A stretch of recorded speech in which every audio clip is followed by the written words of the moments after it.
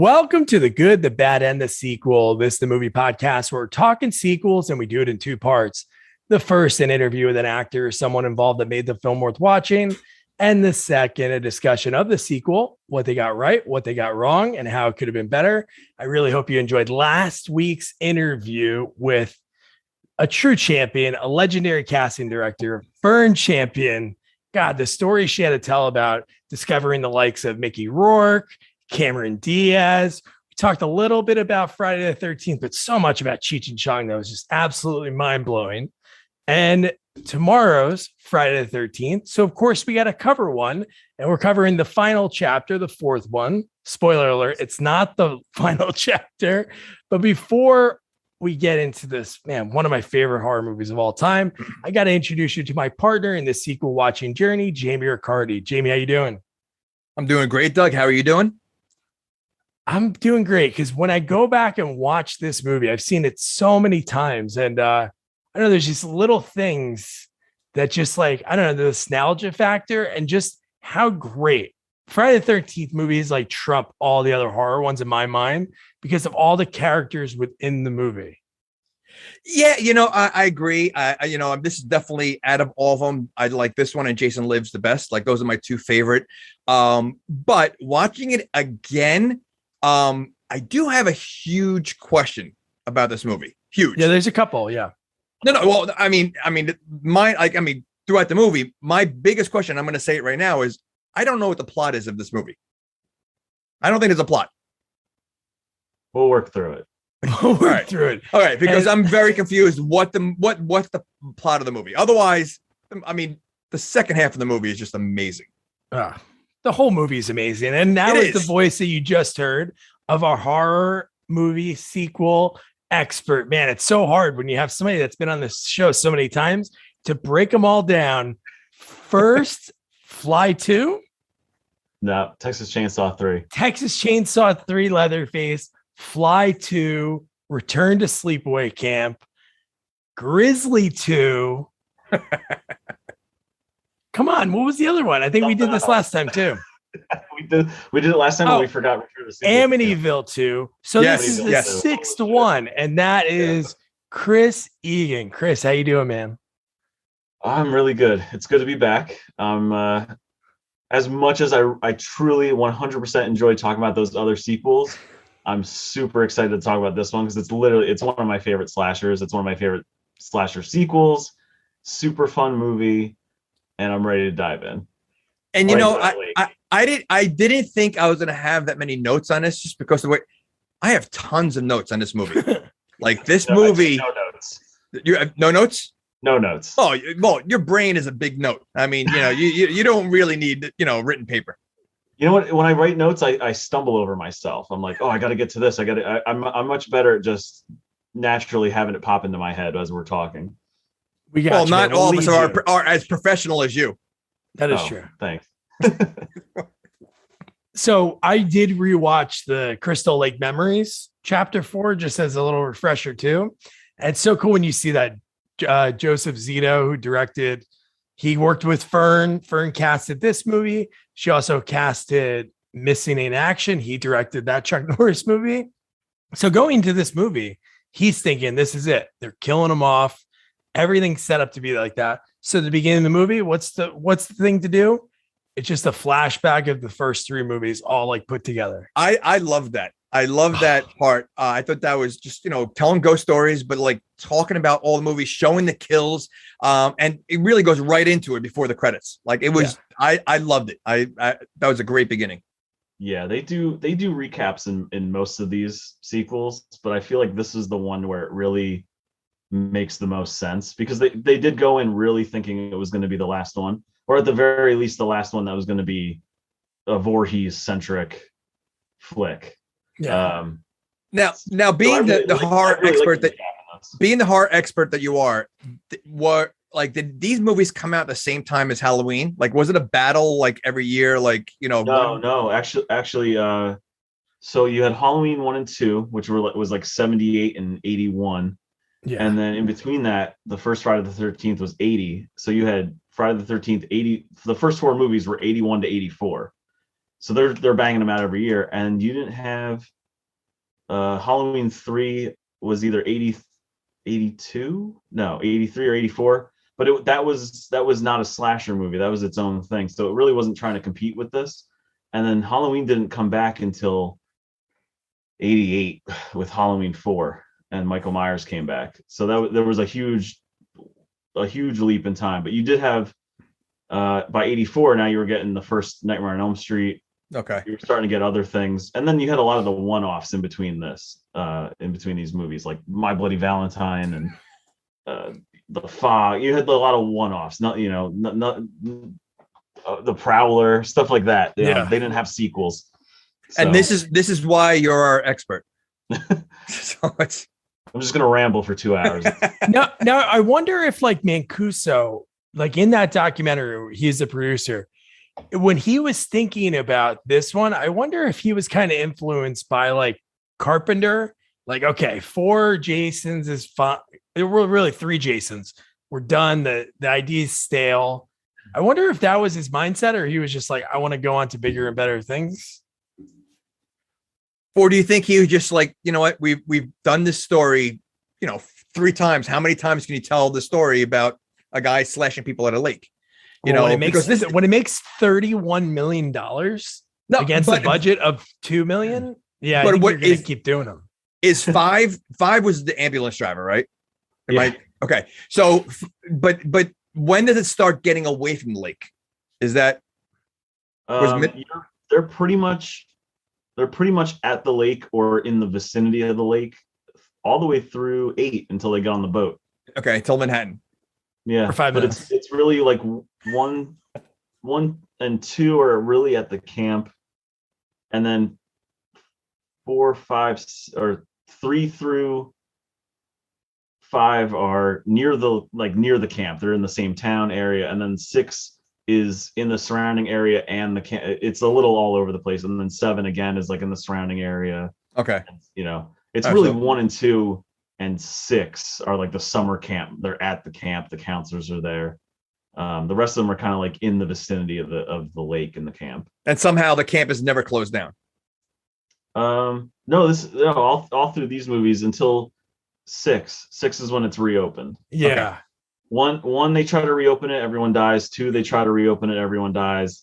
6 they actually open it, the kids are there. There are small children there. Wild. Well, you know what? I almost feel like that's like the first time you see children in these movies, right? It's usually like the first few movies, you don't see any, like all counselors, but you don't see any children. Corey Feldman is the first. Yeah, first child, right? And he's not at the camp; he just lives near there. And then which is something we have to talk about. And let me tell you, he absolutely, for his age, he absolutely crushes this role. Oh yeah, crushes it. I mean, it's before his star really took off, and you can see it already. Oh yeah, 100%. Well, he had 1 month that this and Gremlins came out in the same month. Was it? It was the same summer, 84. Wow. Yeah, this was April. Gremlins was June. Oh yeah. So like within. Yeah. But still, imagine he said that in the documentary. He probably didn't remember either. Being that age and having those 2 monster movies in a couple months. Yeah, no, I'm sure he was filming it back to back. So his poor little child mind. It was the same thing with when they brought him back for part 5 for like the flashback sequence. They were like trying to break child filming laws because he was filming Goonies, and they were like rushing him back over to do the flashback sequence for 5. But hey, let's talk about part 4, right? Yeah, let's get right into it. So the end of that flashback sequence, we see the end of 3. And I love that they just a continuation. The next thing we see is like the ambulance, the helicopter overhead. It's like a big budget feel for a movie that's only 2.2 million back then. That's really nothing. But just the feel of the movie, you're like, wow, this is like sort of a big deal. They're all talking about this mass murder. He's dead in there. They're pulling the bodies out. And I don't know, dude, the way these people are when they're approaching this body, knowing this guy killed, they're like very relaxed, I think. Well, not only relaxed, but they're pissed. Like the one ambulance, doesn't he go like, oh yeah, this is some emergency. When he's seeing dead bodies all over the place. And he's like annoyed that he got called for this. Yeah, because they're dead already. He can't do anything. So he's annoyed. He's like, yeah, I mean, at least let me see them die. The only person that shows any like compassion or like emotion in the range of like being creeped out is the young paramedic, the young woman. Yes. Where, you know, she doesn't want to touch the body, you know, she's spooked, and it works. I love that opening sequence though. I love we drop out of the flashback. Like you said, the helicopters, the ambulance, everything's going. It's like fugitive light. It is, and it's like very fresh because, you know, the massacre just happened, you know, and so this is like really like seconds after 3, you know, which makes it that much better. And you're getting the outside world coming in, right? Like people other than the victims are seeing this horrible thing. So it's really, I love this goddamn movie. I love it. It's the first time you see outsiders see what's going on, right? They don't show that really much in the other movies. So this is the first time you see the outside. Yeah, it's really like, you know, one cop shows up at the end of the first, right, you know, stuff like that. This is or like a newspaper article. Like it's never like, you know, seeing it right in front of you. Right. Yep. And I love like the camera just like almost on the gurney with Jason, like going through the hospital, and then you get, man, sweet nerdy Bruce Mahler as the perfect, what is it? Always. I think we had one movie, Death Wish 4. There was a compassionate, smart, intellectual morgue employee. Every other one, creep. Every morgue guy that we've seen, they're always eating. They're always eating by the dead bodies. And they're the creepiest. Like they basically says that if you're going to work in a morgue, you have to be creepy. That's the only people that get morgue jobs, according to movies. This guy. Well, you know where he's from, right? You know where he's from. He's in Police Academy. Yeah. I meant the character, Axel. Oh, Axel. Like what a perfect name, too, for a morgue employee. Yeah. What a dick. Like I said, I've seen this movie, you know, 50, 100 times, whatever it is. I'm always like, yeah, that guy sucks. You know, he gets it. You know, he's murdered right away. Great. This viewing, I don't know if it's I have the new giant 4K TV, new sounds. I don't know what it is. I wanted to strangle him myself. He's eating, he's licking his fingers. And I was sitting on the couch right over here last night, and he's and I'm like, I want to fucking kill this guy myself. It was turning my stomach. It was turning my stomach listening to him like smack his lips and just be like a grosso. He was such an unlikable character right off the bat. What do you mean that the when way he was with saying the that girl? Yeah, when he's saying, "Oh, she's cute," and the guy goes, "She's dead, still cute." Yeah. and then he starts to go, "Oh, you know, you go over, you take your pants off," and the paramedic cuts him off. But he gets just enough out for you to really be like, "Fuck this." Now, do you think? I mean, you know, again, they show this in movies all the time. Do you think morgue people are really like, you have to be creepy to be a morgue person? Like, do you think a normal person? No. Okay. I don't think you have to be a grosso. You might be a little weird. Well, I mean, you have to. I'm assuming you have to be numb to everything you see. But I don't care how numb you get. I've met a few people that work. I know one person that works in a morgue. That tracks. And like I've listened to podcasts, you know, about these people. I've listened to a lot of stuff and read a lot of stuff. They all seem they're actually very down to earth, and they look at it as like strictly like scientists. They look at it, a lot of them look at it in a very compassionate manner. I'll tell you right now, this guy was not. This guy's a monster. This guy is looking under the sheets at every girl that comes in there. Yeah. Egan, I would love to hear. I was about my next thought before you said that was, I wonder if like morgue employees in like the 70s, 80s, and 90s were like, fuck you, Universal and Paramount, and all these people. Dude, how dare you make us look like creepazoids? Because that's what you think of for all these movies. We've covered 70 sequels, and I'm telling you, only one morgue employee out of like 10 was a normal person. I like the fact that we've covered so many sequels that have morgues. Oh, yeah. No, I've like anytime I've like read about a person or heard a thing about like the profession, like they come at it from a very like compassionate angle. It's like we're sending this person off to the great beyond, or we're taking care of them before they're put in the ground, that's or whatever.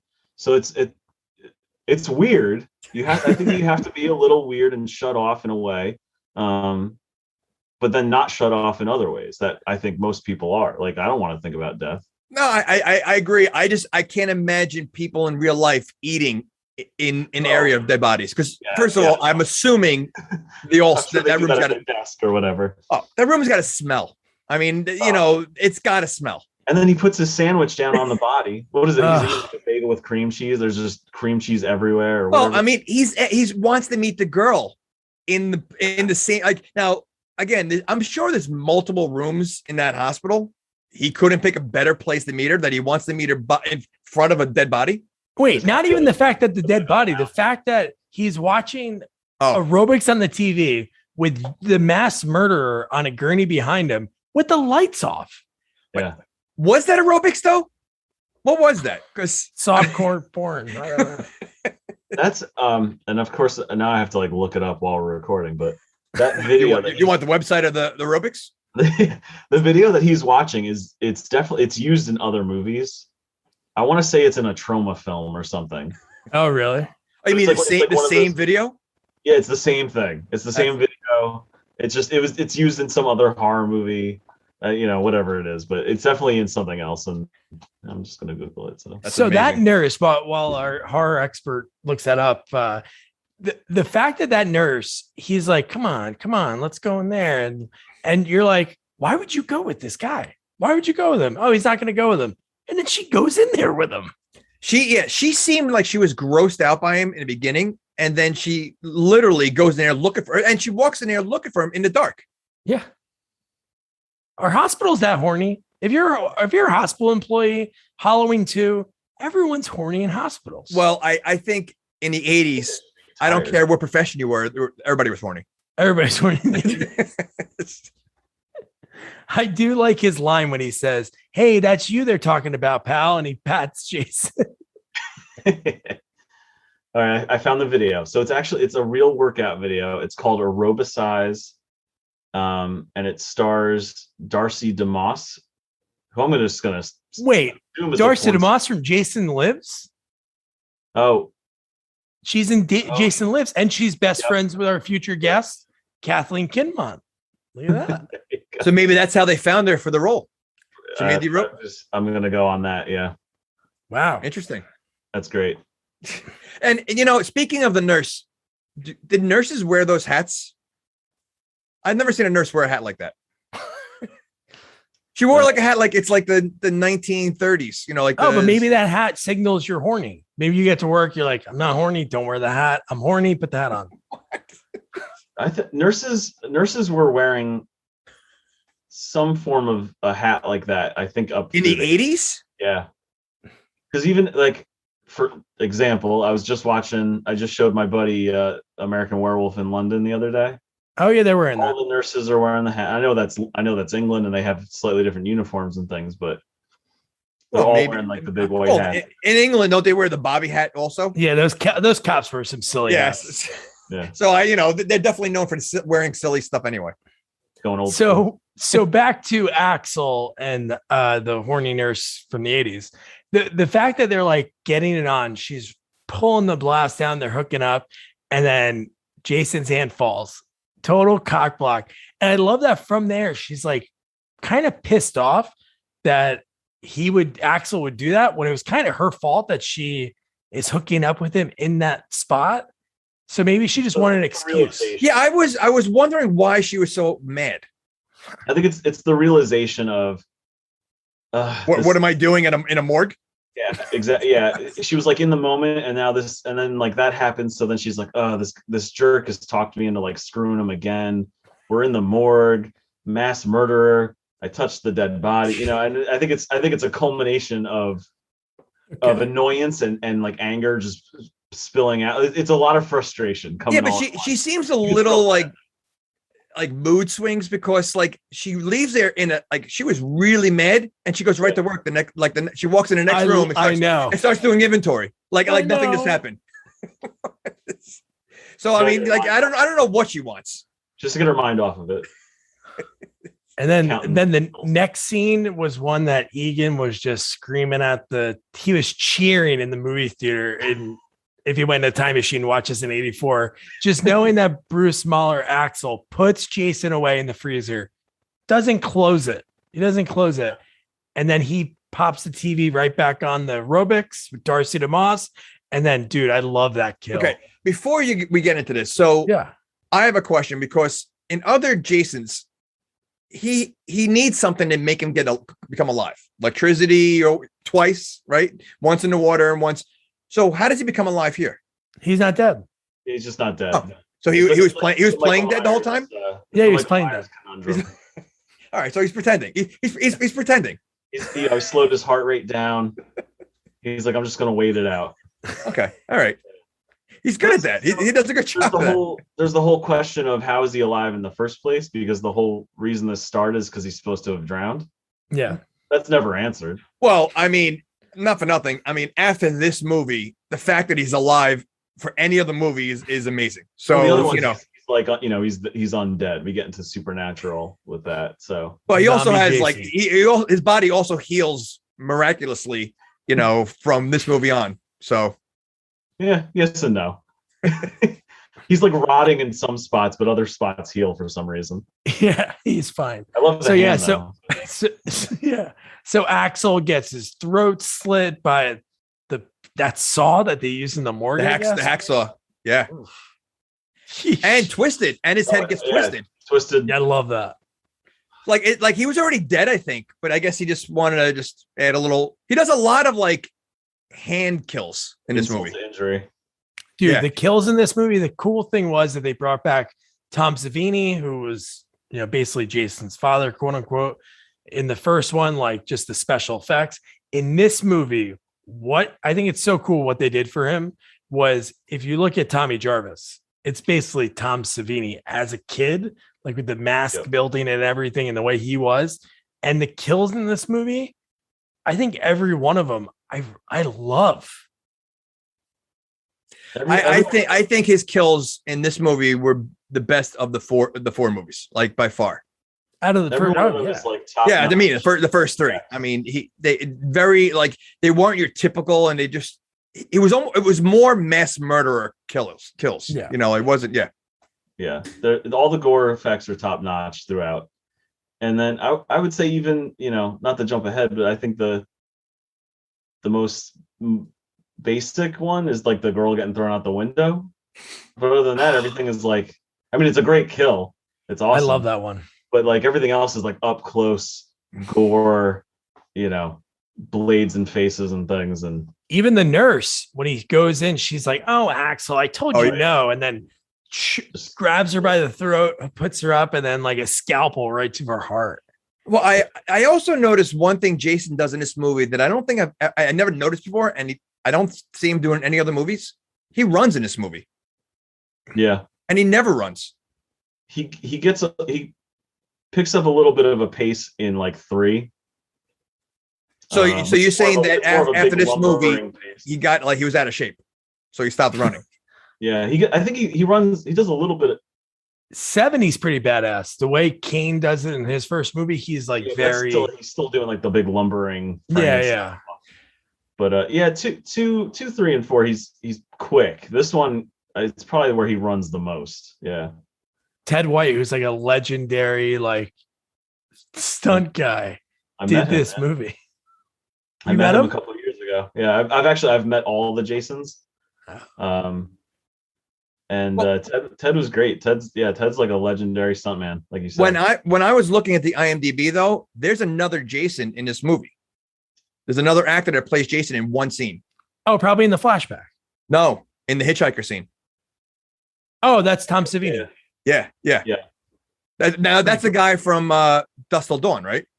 Yeah. Yeah. I didn't know that. That's amazing. That's awesome. He was the guy, just not get too off track. He's the guy that Joe Castro, as a kid, former gas special effects master, he used to call Tom Savini using 1-800 Bell Atlantic. He would call 411 in Philly, get Tom Savini's number, and Tom would talk to him over the phone, tell him how to build masks. That's awesome. Crazy. That's awesome. But so that whole, I love the whole beginning sequence. The morgue, seeing Jason like out of that element was so cool. And then here's where we got to talk. So we meet the Jarvises. We get Mrs. Jarvis, Tommy, and Trish. Love now, why the hell do they live in the middle of the woods? I not only in the middle of the woods, so close to Crystal Lake. So close. Yeah, I mean, it's lovely. It's and where's Mr. Jarvis? I always assumed he died.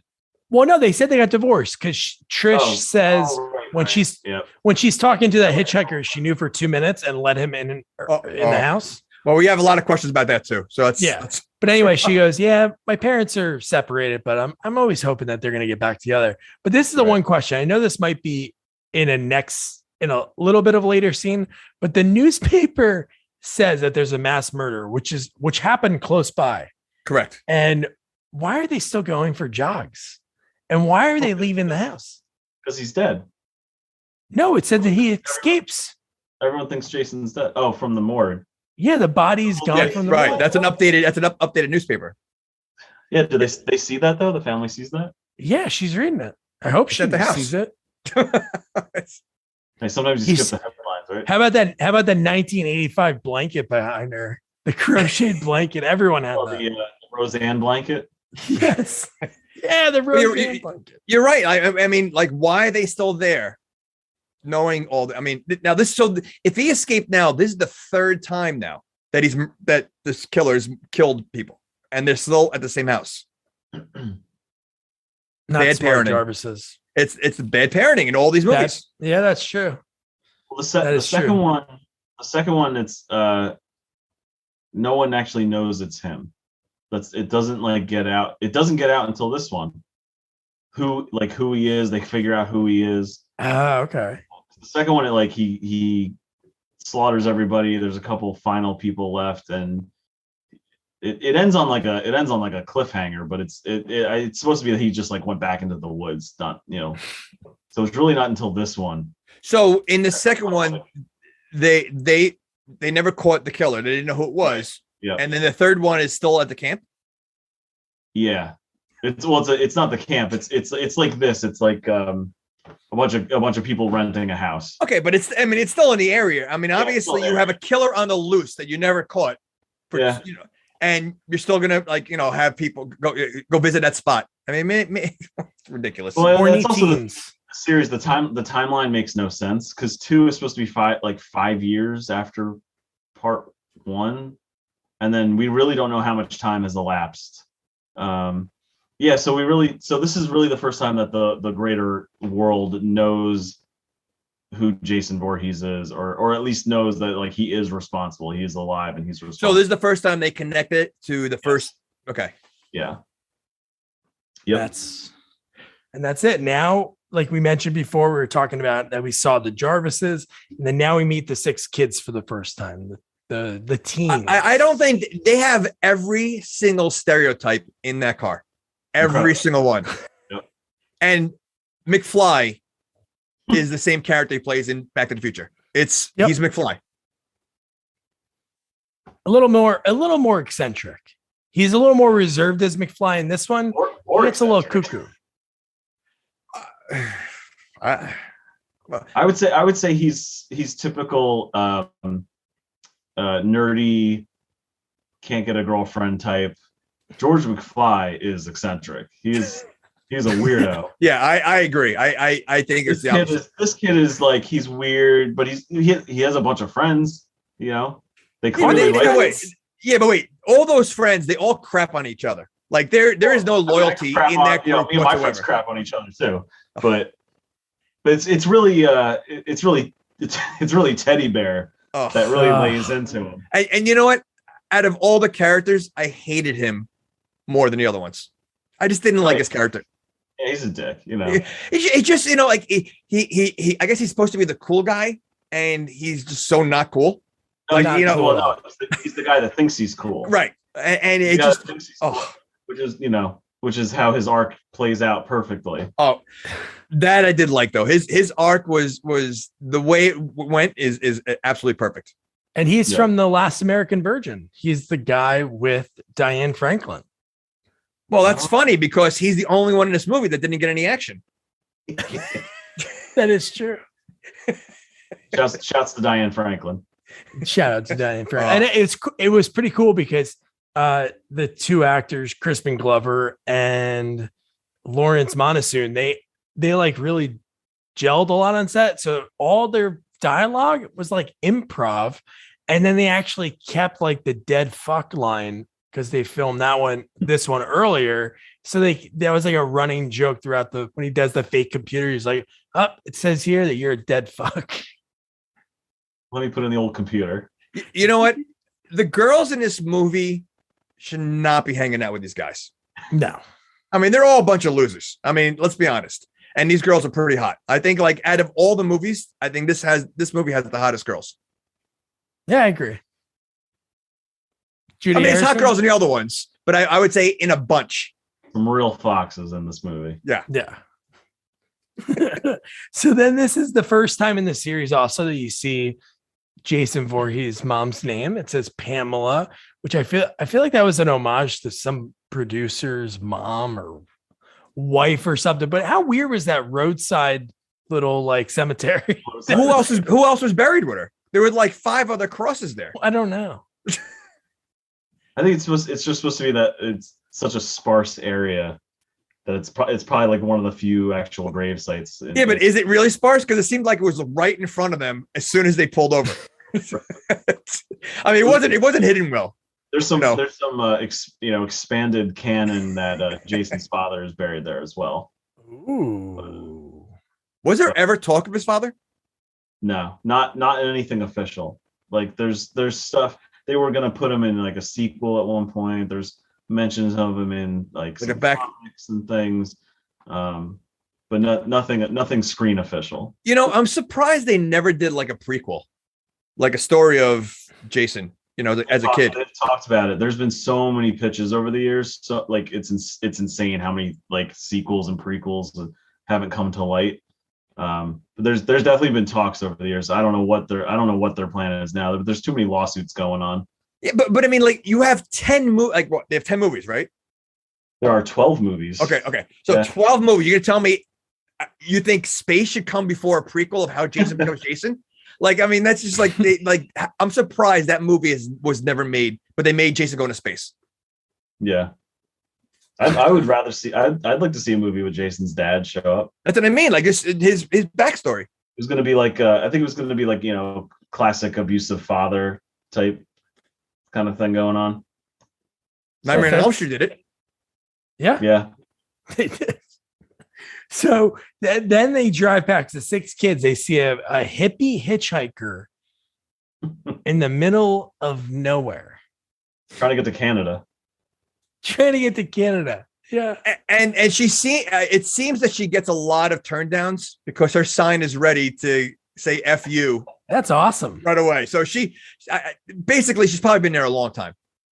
Yeah. You know what I love too? What I noticed on this watch, the reason not a single line in the film.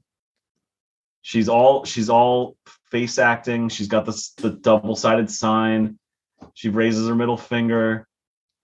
They didn't want to pay her for any She squeezed the banana to death. She did not get her SAG card on this movie. I felt like she was pantomiming the whole. She was probably someone's mom someone like, backed out for the hitchhiker role and they needed someone. So like there was probably someone's mom on set. She wasn't someone. She was the same age as the other actors. Well, this is the 80s. True. That's true. And then she goes, you know what? I just got blown off by these kids. Let me sit down and have a banana, wait for the next car that might come because nobody's driving out there. And then what a way to go. Friggin' you're eating a banana and you had a knife in the back of your throat. The fact that she hears the footsteps and just like, and then doesn't like really turn around. Yeah, she hears like a twig snap. Yeah. All right. So a little glance and then I have a Jason question here. So what's Jason's motivation? Like, you know, I understand the camp situation of killing people there, but what's his motivation for killing anybody? Fucking. Okay. Sex, In the way. rock and roll, man. No, but I mean, okay, so the hitchhiker, like why, like what's that doesn't seem like his. Yeah, she's in the way. Got to keep the body count going. He's got to keep his cardio up. Okay. I mean, that's he's allergic to bananas. Not a big fan of bananas. All right. So far, what's this movie? Tell me briefly, what's the plot of this movie? Because, you know, I mean, and I'm being serious about this, you know, you get the kids, they're renting a house for the summer, and then just Jason comes in and kill. Like, what's like I don't know what the plot was. Like, I don't understand, you know, what's the plot of this movie? You nailed it. Oh, that was it? Okay. All right. Got it then. Okay. No, you know what it really is?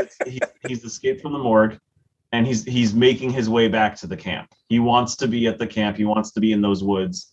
And I think that these people are just in his path. Just in his way. Yeah. So he's marching back through the woods, and these people are in his path. I think that's really all it is. So it just so happens that this family lives there, and then essentially next door, or whatever you want to call it, these kids are renting out that other house. So it makes you think, why has he never bothered that house before? Because he's always been like in the camp. Oh, so he's been busy with the camp. And the other spots he's been, like in part 3, that house it's like on the other side of the lake. So it's like part of the camp, but not really. So I think this is the furthest out he's gone. I gotcha. So it's really just he's got one mission. It's to get home, and these people are there, so he's just going to kill them. Well, you know, it shows you how good this movie is, because it is a very thin plot, and it's still a great movie. Yeah. Now, I have another question then. So Jason is obviously some kind of monster or whatever. How does he know his way from the hospital to get back to the camp? GPS. I mean, he's walking the whole time, so he's not, you know, he's not. So, and basically, he goes to the woods. Maybe he's following road signs. Like that's why he popped out where the hitchhiker was. He's like, all right, I gotta find a road. So you think he could read? Oh, sure. He might be a little slow. I'm homeschooled him. Okay. They cut out the scenes for time of him with a compass and a map. Yeah. Well, that does get kind of offhand references in I think 2 or 3, is that he does know his way. Like he's kind of become he's like an expert woodsman, but he's also but I can get that, you know, the surrounding area to the lake. That I can get that. Yeah. When you're talking about from the hospital, which, you know, all the way back there. I mean, that's not an easy route. Yeah. I think we're thinking way too hard on it. So then we get the kids. They go into the house that was actually just built for this movie. Like, that house didn't exist. They built it because they loved the Jarvis house. They built the one where the kids were at. And dude, you get Judy Aronson, who I love. She's awesome. And she plays Sam. And then her friend Sarah is basically like, are they friends? It seems like these were like a group of kids that like won a raffle and they go to school together, but they really don't know each other. It's the fact that she's like, you know, she's basically calling her a whore because you have a reputation. No, I feel like they all were sneaky to each other, like snaky, and like they weren't good friends. So yeah, I think you almost got it. Like, they won a raffle and they all got a free trip, and it's like the first time they're going together. And Tommy gets the peep show of a lifetime when Sam and Paul, who that guy's like the luckiest guy ever that he got this role in this movie. Sam's like naked in the window, and dude, the way Feldman does that is so real and genuine. So funny. I was going to say that's the way I think anybody at that age would have reacted. Like, he nailed it. I mean, I wonder how much of that would have been improv from him. Like, you know, just like, you know, because I mean, he was natural. It was so natural. He wasn't actually seeing them. Right. So, you know, obviously they wouldn't let him see the other actors naked. So it was a lot of cuts back and forth. So I forget what they were telling. They were telling him something like, oh, you're seeing these kids have a lot of fun. You want to be there, kind of thing. So it's like excited kid. But at the same time, there's like a little bit of that like adolescent titillation. and he's just nailing it, even though he doesn't really know what he's looking at. Well, there was definitely titillation there. Mm-hmm. Yes. Titillation. But he does see the boot. He really was on set for the skinny dipping scene, because he talks about in the documentary how like happy he was. Yeah, that was like the one time. Yep. Because they were like all there in Well, don't forget, it's the 80s. Yeah. Actually, I'm gonna roll back a little bit to the Jarvises real fast. I love this family unit. I truly think they feel like a family. And I think all three of them do an awesome job acting as mom, daughter, brother. Agreed. They nail every time I watch this movie. I'm like, I love this. I love this little unit, and I like the fact that they're not annoyed by the kids moving in next door. They must be used to like renters coming in, and they're just cool. The fact that the mom knew that Corey Feldman was peeping, and she was smiling about it, like, he does it all the time. Yeah, it's a little perv. Close the blinds on him, and he has like one eye open. And no, but that's another trope, though. How many times do women in the movies change or do something in front of a window like that? I've never seen it. Why not? I do it. You know, I yell at Nicole all the time. Can you please stop? The window, the blinds are open. This is in the 80s, Nicole. Cops will get called. You guys think I'm kidding? The lights are on, the blinds are open. What are you doing? So then we cut to the next morning, like they're all walking in the woods, just going to Camp Blood. So they're walking to Crystal Lake. That's where they want to go. And they come upon the Doublemint twins. Amazing. Just happened to be riding a bike on that like rocky dirt trail. Right place, Where right did they time. live? Where were they coming from? Chilling, bike ride. Well, they had to be close enough to where they could ride the bike back, because they rode it to the house. Yeah, and the one sister was going to leave on her bike. Yeah, They're just renting like another place, or I don't know. What is that accent that they have? I've been watching this for 25 years. I have no idea what. Because when they first roll up on the bikes, she sounds Australian, but then the other sister does not. And then the rest of the movie they don't. So I'm like, was she trying stuff out? Was she improvising a little bit? Maybe. Or is it like a weird like maybe she studied abroad. Broad's Abroad. Yeah. That'd be a good movie. That'd be like an 80s movie. Two hot twins go study in, I don't know, Romania. By the way, when you were talking about how the girl made fun of her friend with a bad reputation, her friend also said that her reputation started in 6th grade. Oh yeah. So Yeah, that reminded me of people I know. So Sam was getting 6th grade. So then, like, honestly, I know you were kind of like, who, do these people like each other? But I've heard people that are genuinely friends have conversations like that. Yeah, but I mean, but it further on, when they're like one trying to hook up with one, but they walked away, the other one would steal them when they walked away. Like there really was no. Yeah, that gets a little weird. Yeah, I think it's you only have so many people in the movie, so you kind of have to throw a little bit of conflict in. Yeah, and then the rest of like that banter of, you're saying I have a reputation, or what? That's just exposition. That's exposition for us. That's just shoehorned in as like these two friends that have known each other forever, but are talking like they've just met last week. Oh yeah, ridiculous. Now, so when they met the twins, why did the one girl leave to get the car? That made no sense. Where was she going to drive to? Yeah, they were on a trail, and out of the blue, she did it. Like they're all walking together. I'm going to get the car. All right, where are you going to bring it? Yeah. And they must know, like, I know the Jarvises have the newspaper, but they have the radio, something to know what went on. The fact that she's like, yeah, I'm going to go get the car. And the way she did it, she was scared every step of the way.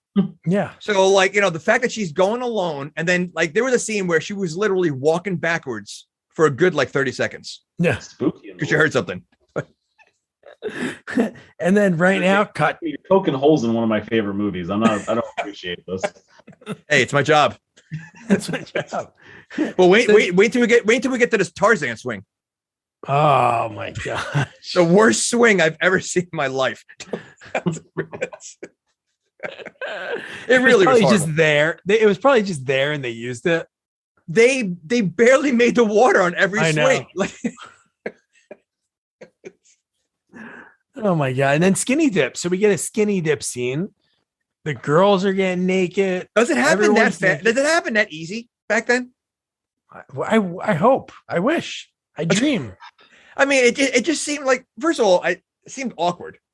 But I'm not sharing them, guys. Yeah, I mean, that just, but like so free. On occasion, yeah, it's that fast. On occasion. Oh, okay. Heyo. That's how Doug and you met, huh? That's how on the Tarzan swing. He let me go first. But no, the fact that That's how I met my wife. That's how I met my wife. And that is how I met your mother. So the fact that all of them right away get naked, and then Crispin, and the fact that he takes forever, like he's trudging into the water, like he looked like he never undressed himself before. The way he was undressing. So nervous. Ridiculous. And then you get Trish and Tommy and Gordon. They pull up to the lake, and Trish kind of sees what's going on. But I love Gordon, the dog, was like, boobs. He flies out of the car. Gordon is one of the funniest characters in this movie. What he does later, I'm amazed. I mean, we'll get there. I mean, this legendary dog actor, Gordon. Ridiculous. And it made no sense. It made no sense at all. Oh my God. So then they asked Trish to come in the water. I think either because one of the characters, I don't know why it took so long to get to it. Doug. This guy named Doug in this movie. Doesn't have a lot of lines, but that's fine. But Doug in this movie, it's either him or Paul are like, come on, join us. Trish is like, no, it's okay. I guess I'm a little overdressed. So then they're leaving, driving, car breaks down. And Trish says to her 11-year-old brother, Tommy, can you fix it? Well, she asked Tommy to do a lot of things. Yeah. Because she also asked him to fix the lights when they had a power outage. Now, how old is Corey Feldman in this movie? 11. Maybe. 10. Yeah. So he's lifting the hood of the car, trying to fix this engine.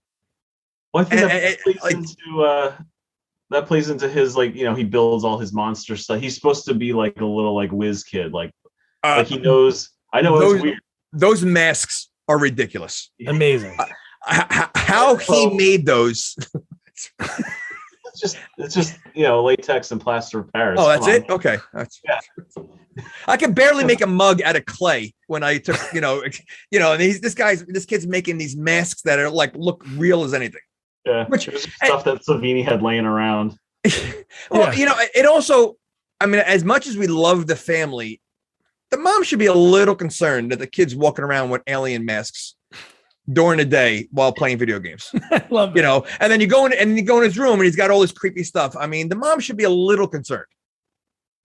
I mean, my mom wasn't concerned with me, and look how I turned out. Did you walk around with alien masks all the time? I don't know. I had all kinds of comic book and monster stuff from the time I was like 3. Yeah, but comic books are different than walking around with an alien mask. Okay, maybe I didn't have an alien, but I had I had horror stuff like my whole life. It seemed like he lived in that. I'm mask. okay. It's okay. I know. I love when he's playing the game and the mom goes, Tommy, can you go take that upstairs? And he just turns and he's in that mask and he's even wearing a hat on top of it. The kid is definitely disturbed. I mean, the mom should have been more concerned. I'm just saying. Bad parenting. So then we think it's like a Jason that's peeping on Tommy, which, it's pretty. Again, we just saw the crackling of the sticks before and the deaths of the banana hitchhiker, and it's Rob. Is this where Jason gets the machete? No, he had a machete before. I think he has one in 3. Yeah, I don't think he gets it. Yeah, So no, I think I thought he got it from here because I thought he got it because they had a machete in this movie. Yeah, I think. I guess that think is used to make you finds one. think it's Jason because he had it in 3. That's why in that scene you think it might be Jason that like swings that, which that was kind of questionable that he did that later. But just the fact that he's explaining his story, he helps Corey Feldman again, 11-year-old kid. He's like, I think it's a solenoid. So he pulls a knife out. He says, start it. The car works. Would that work? What he was doing with the knife? I think so. Yeah. Oh, you're being serious? Yeah. Oh, okay. All right. Old cars like that, you could start with any, like it used to be like you can do like anything. Now it's like all computers and stuff. But I remember my mom had a car that my dad used to like put a stick in this thing and like it was ridiculous. Just crank it. You know, I feel like this character could have been so much better. Like I feel like they wanted something with him, but it didn't go the place it could have been. I just think he could have been like a cooler outsider, you know, like but he was kind of lame, to be honest with you. He's got like a solid backstory. He's there to find Jason. Jason murdered his sister. But his sister was in the 3rd one. Yeah. So he's already out that quick and knows that she's dead. I thought she was in a second. I thought she was in a second one. No, it's in the 3rd one because Joseph Zito, when he said fans told him about that, he's like, oh, I guess we got that wrong. So it's a day later and he's already camping and hiking. So he saw the headlines and he just booked it out there. See, I thought he was going to be like that. Who was that? Was it Michael Myers? Who was the guy that the outsider was trying to get? Michael Myers, the actor. He what's his name? I think it was Michael Myers, or maybe it was one of the Jason movies. He looked like Indiana Jones. He was a black guy. He had that's Jason Goes to Hell, right? Oh yes, it was it him? Yes, yeah, was it?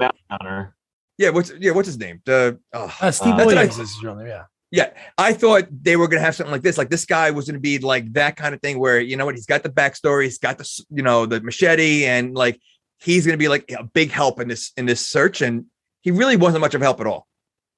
Yeah. No, not. I have thoughts on him later, though. Yeah. No, but the fact that he says he's hunting for bear, and then 1 second she's like, well, you need a lift? In seconds. You have your 11-year-old brother, and you're going to let this stranger into your car. And not only, he's walking around with hiking equipment. Why would he need a lift? Exactly. You know, so, and the lift is to her house. Right? I mean, they go right to, so where was he going? He doesn't even know where he's going. He just started hours ago on this hike, on this fake bear hunting mission. Yeah. He thought about that backstory right away. He's like, my sister ever gets murdered at a camp and goes missing. I need hiking gear. Bear hunting is my backstory. I like and then he immediately starts questioning her. Oh, you guys live out here? You know, are there any kids renting the house? You know what? Yeah. That's what he said. So yeah, so you have a guy here who has a machete, who you don't know, and you put him in a car, and then he's asking after the bear, he goes, are there any local kids nearby? Yeah, yep. Weird. Yeah, you're not at that point, you don't get any concerns at all. Stranger danger. Yeah. It really was. It really was. I'd be like, get out or tell Tommy to run. And then we cut back to the skinny dipping. And this is when Sam is trying to get Sarah to take her top off and go skinny dipping. I liked Sarah. Yeah? She was my favorite. She was? Wow. Over Judy Aronson. Wow. I think so. I like Sarah. So when Sam is like, come on, well, I'm going to go underwater until... Her panic, like she was really concerned that she's drowning. Like she just said, I'm going underwater until you come out. And she looked like, oh my God, where are you? Like she was so concerned about that. I was a little annoyed by that. How could she fall for that trap? It was another excuse to get Judy. Judy Aronson's naked most of this movie. Yeah, really, if you think about it, that scene, you have her death scene, you have her in the window. Yep. She's only in 5 scenes. She's naked over half the time. Well, they had to save on the budget. So, she was probably the last one clothes. signed on. So she just had no clothes. We could have you in the movie, but unfortunately, the budget call, you're not going to be able to wear clothes. That's great. That's great. So then we get to the party. Was that a party? I have no idea. I mean, I've seen a lot of 80s movies and they do they do much better partying than this. It's not a party. It's hey, it's nighttime. Let's hang out. And let's hang out and dance and drink. And do you think this was improv? Oh, I hope so. If this is not McFly. What is that? And what's she doing? They're doing two completely. Doing her best. She's doing typical 80s dance. Yeah.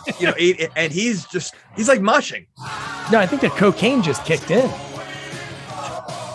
Do you think like they're listening to two different music? Like he's got like heavy metal on and she's got like Wham on. Well, there's probably nothing.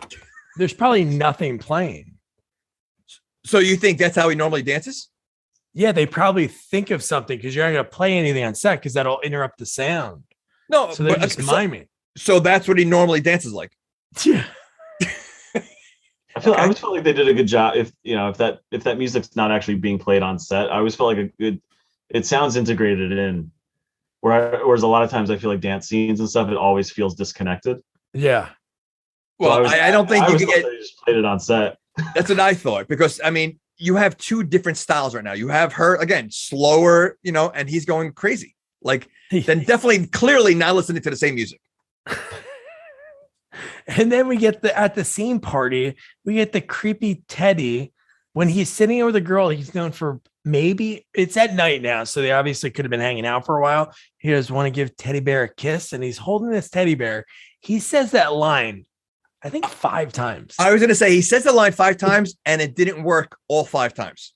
Well, the first time it sort of worked because he forcefully grabbed her by the back of the neck and kissed her. Yeah, but again, he forcibly did it. So I'm not sure. Yeah. So at the end, he was the only guy left because there was a look of disgust on her face when she looked around and he was the last one left. So again, I don't think it really works. So I would say that line that he used, he's got to come up with something else. Yeah.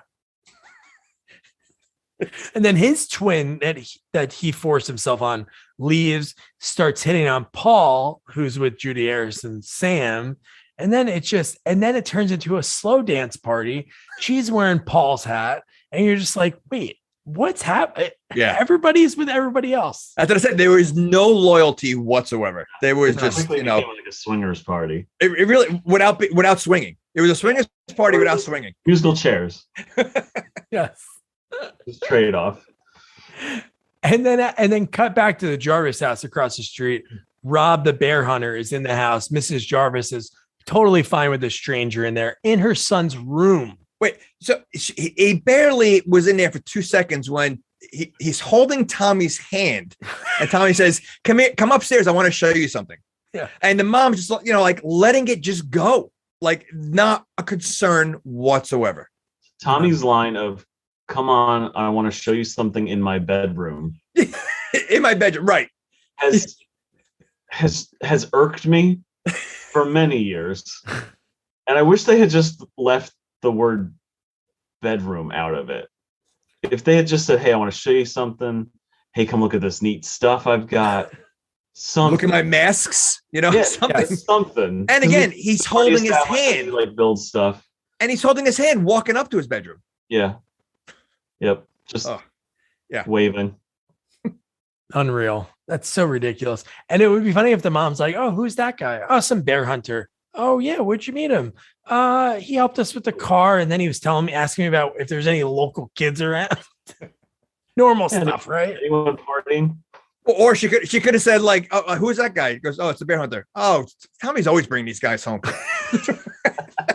And then after this part, Rob leaves. Trish is going outside with him. And she goes, if it gets really bad out there, you can come back whenever you want and shower. I'm like, Dude, you know this guy for 5 minutes and you're opening the door? Not only shower, she says the door's unlocked. Oh, she goes, Tommy always leaves the door unlocked. Yeah. So, and if you want to shower, like of all things, if you ever want to shower, come here. The door's unlocked. They're very trusting people. But then Rob kisses her very weird. He goes, like a little peck.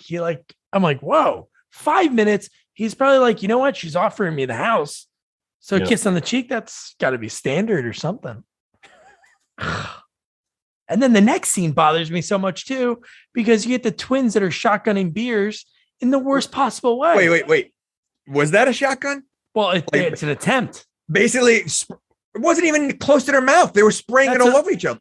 I know, but it was weird. Hitting the bottom of the can and then just and soaking yourself. It was almost more like who can wear more beer. It wasn't even like who could swallow more, who can wear more beer. That's what it was. Ridiculous. They must have smelled so bad.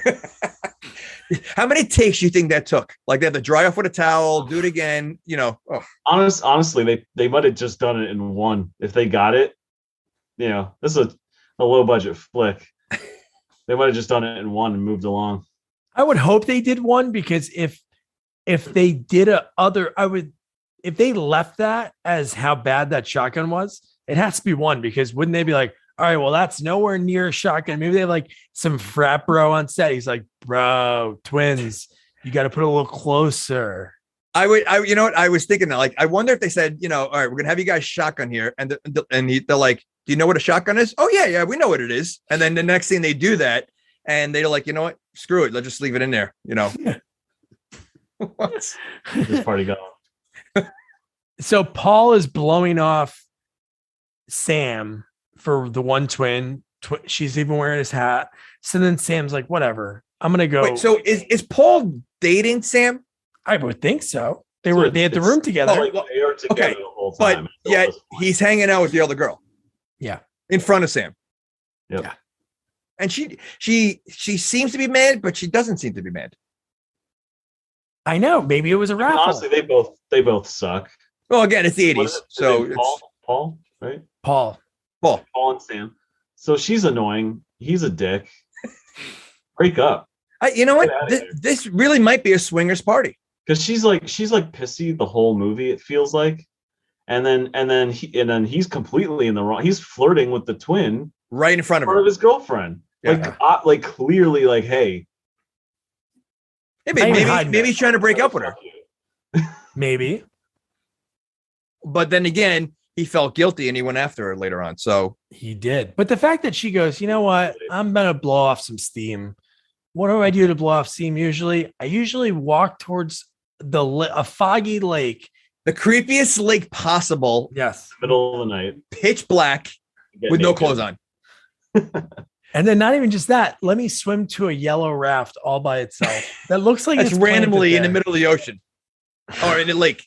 And, I understand the no clothes if you're, if it's sunny out, maybe that's why they're doing it. But in the middle of the night, that makes no sense. Yeah, it makes no sense. At all. The 80s, baby. Yeah. The only thing is that maybe she didn't bring a swimsuit and she doesn't want to get her clothes wet. Okay. That's possible. But she did say, I'm going out to the lake, so she knew where she was going. So, blame her. But the fact that, how about every noise she assumed it was Paul? Yeah. Every noise. That's the trope. It's always, Paul, you're being an asshole. I'm gonna go swimming. It's always, I know it's you, and it's never them. It's never them. Never them. It's always their impending doom. Or it's like a cat or something. Well, and Doug, you mentioned that. How gross is that? You have this raft that it's probably not even theirs, and you're laying naked in it. That's ridiculous. It's a pretty nice raft. It probably comes with a nice raft.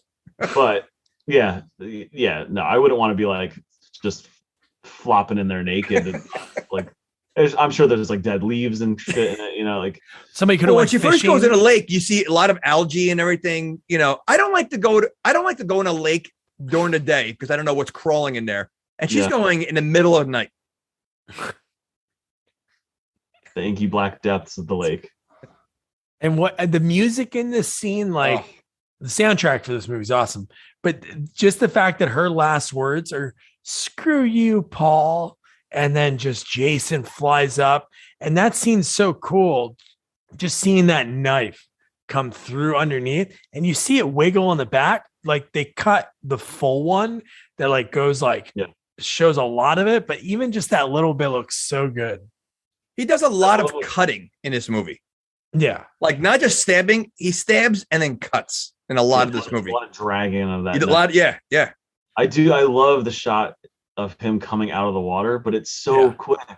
And I'm sure it had to do with like censoring the stabbing. I wish there was a more of a hero shot of him coming out of the water, like we get in other movies. Because it's so quick. Like when I was watching last night, I was like, "Oh, this is the good one to snap for the Instagram," and then it's over. He's like up and it's over, and it cuts away, and I'm like, "Well, that was too fast." Well, it was also dark, so it was so quick and dark that I agree. You couldn't appreciate it 100%.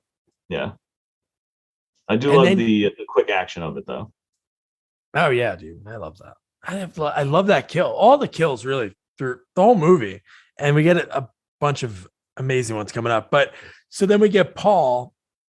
He's back in there. He kind of feels bad. He notices Sam's gone. So then he leaves. And then these twins just want to hook up with people because Jim right away steals Ted's girl, who was the one that with Paul. And the other twin looks so sad. And then she has to sit next to Ted. Like Jamie said, like later when they put on the smut film, she looks depressed. But even here, she looks so deflated. She looks disgusted though. She looks disgusted that this is the last, like this is my only option I have here. Thought she was going to get some. And she gets traded off to Teddy Bear. And he used that line again. Yep. And he's still holding a teddy bear the whole time. You know what? He's one of those characters that's always like, I've always, 100% understood why he's annoying. But as I get older, he gets more annoying. But I still kind of love him because he's like a lovable idiot. Like he's that friend that he's like annoying, but like when you see him, like you're gonna have a good time. So you just tolerate I know him. what you mean. Yeah. We all have those. You tolerate them in bits and pieces. I don't know. Like they're fun in like bits and pieces. You just can't do it all the time, kind of thing. Yep. You invite them to your house every other gathering. So then we get Paul. He finally gets to the water looking for Sam. He sees her and he's like, "Oh, Sam," sees that she's dead. And I gotta tell you, I love so many kills in the whole series, but this is a really underrated one that I forgot how awesome it looks. Like there's just this way he hits him with the spear gun and lifts him up, and you see him pull the trigger in the crotch. Yeah, I mean that was pretty evil. I mean, Jason's done some kills, but that one, man, like he could have shot him anywhere. Why did he shoot him in the groin? For even thinking about cheating on his girlfriend. Yeah. You know what? Dick. So he was mad at the fact that he's a woman. So he doesn't like womanizers. He doesn't like anything related to any sort of sexual conduct. Because not only did he shoot him there, but he lifted him from the groin. It's great. With it. So like double the pain. Are you kidding me? It's so good. Ouch. So then we cut to the Rob the bear hunter because he hears a sound. He hears maybe Paul screaming. I'm guessing it must have been that. Some kind of like yelp. Because then he's walking around with his machete. And then, so this is something that they didn't even give us like, I guess there were sort of sounds that you heard, but when he gets it back to his tent and he knows his gun's broken. So Jason did that. He killed Paul and then broke it that fast, or was Rob gone that long? Or why would he break the guns? I think he's supposed to have come across Rob's tent before killing both of them. Okay. Yeah, but that's kind of outside of Jason's realm. Also, he's going to go to the tent and break guns. Like, at this point in the series, because he's set like traps for people. like he's still human at this point. So he's got more of that. He's human. He's not a zombie yet. He's not full He's not zombie. a zombie yet. Yeah, he's deformed. Well, all right. It's more than deformed. Physically deformed, and he's supposed to have like some sort of mental issues. But yeah, no, he's still human at this point. Yeah, no, this tracks. This tracks for this all point. Right. Listen, who's to argue with the horror expert? You win. Not I. So then we cut back to Jim Crispin Glover. He's hooking up with the twin. Good for him that this guy that was like so nervous. He was talking about this, what Ted was calling a fake girlfriend, Betty. He's so awkward. Yeah. He really is. It's so sad. He just got it is sad because he even asked afterwards. He asked her like pretty much, how was I? Was I dead? Like, was I a dead fuck? Yeah. How do you say that? Like, she seems content to me. She looks all right. I think he took care of business. And then at the same time, Ted is like just reaching around on top, and he finds like a smut film from like the 40s, an old reel to reel. Like, wait, was that smut? Like, what was that? It was like vintage, like it's like old stag film. Stag film, ridiculous. Yeah. Just like nude women from 19. And he was loving it. Like he was having a blast. Well, he was also high as hell. Yeah. I mean, shit like that is funny. And when you mix a little drugs into it. And, he was having a blast. Yeah. He's laughing a little too hard, I think, but I'm there with him. I get it. So there was no blackout at that house? Only the other house? Well, the blackout didn't happen yet, right? No, I know, but I'm saying, was there a blackout in both houses? Yeah, when they go back to the house later, isn't everything off? Was it the rental house loses power in the storm, and then the Jarvis house, Jason actually like rips the breaker off the wall or something? Yeah. Because the only reason I say that is because he rips it, but I think later on, because of the storm.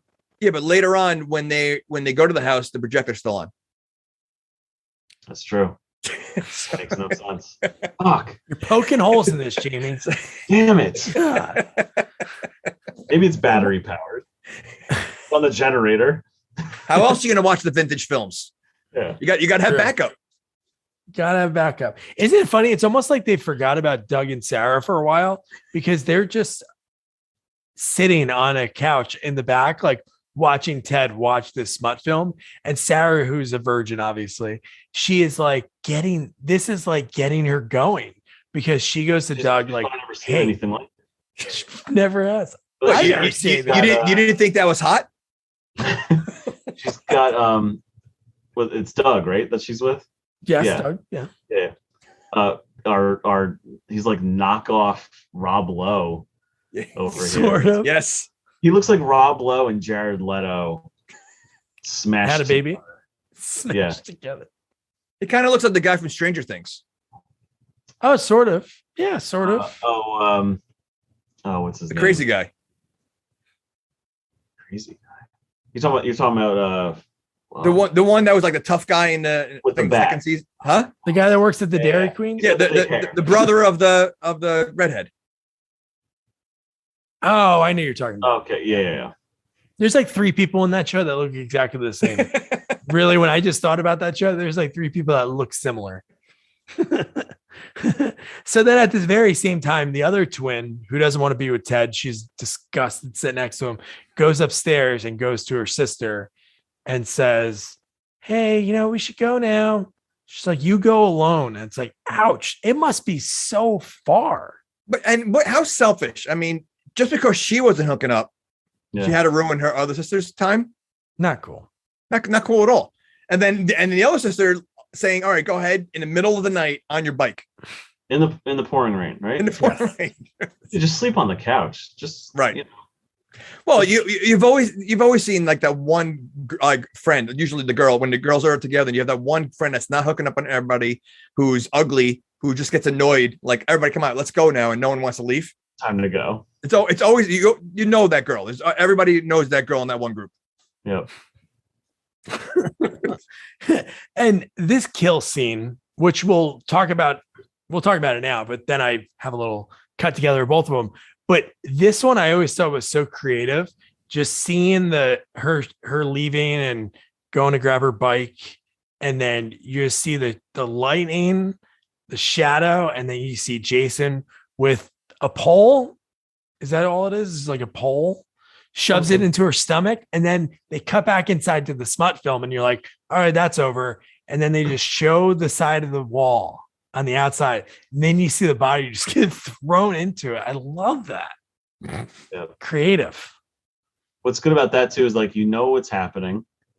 It's a cool shot, and it appeases the censors because there's no blood or anything. Exactly. So you see the shadow. Well, I like how Jason win-win-win. likes to use different weapons on everybody. Like, he doesn't like to use the same weapon twice. You know, he likes to get creative. Yeah.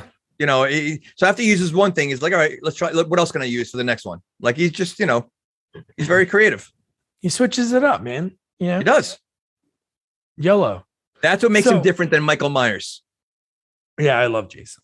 So then at the Jarvis house, this is the thing that I don't even get, because we don't even like see why like Trish and Tommy leave. So Mrs. Jarvis gets home and the power's out. No one's answering her. Even Gordon's not answering. And then she walks outside. We hear she turns and gasps. That's it. And where does she go?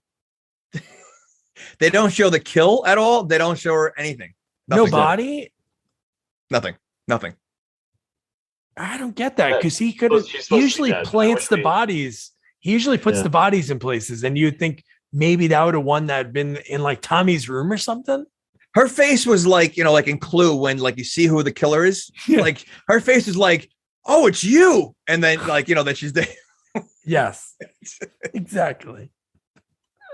But yes, I'm surprised they didn't show. I mean, they've showed all the other kills. So I'm surprised, you know, unless maybe she didn't meet with Jason. Maybe someone else that she was surprised to see. Rob the bear. Like Gordon. Are you positing that there's another killer in this movie?